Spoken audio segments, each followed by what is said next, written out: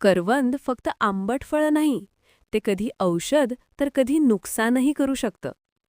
गावाकडे सहज मिळणारं करवंद, पण शहरात आपण त्याची खरी व्हॅल्यू विसरलो.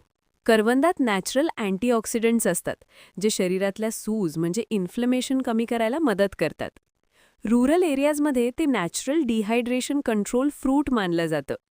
करवंदात आयर्न आणि व्हिटॅमिन सी दोन्ही असतात.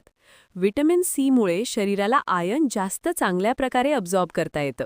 म्हणूनच करवंद खाल्ल्याने रक्त वाढायला मदत होऊ शकते.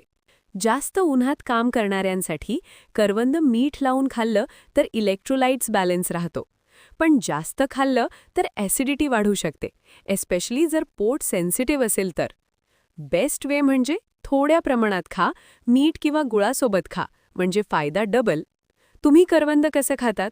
मीठ, गूळ की प्लेन? तुमच्या लहानपणी करवंद तोडायला गेलात का? कॉमेंटमध्ये नक्की सांगा आणि असे रिअल माहितीसाठी सबस्क्राईब करा. Thank you.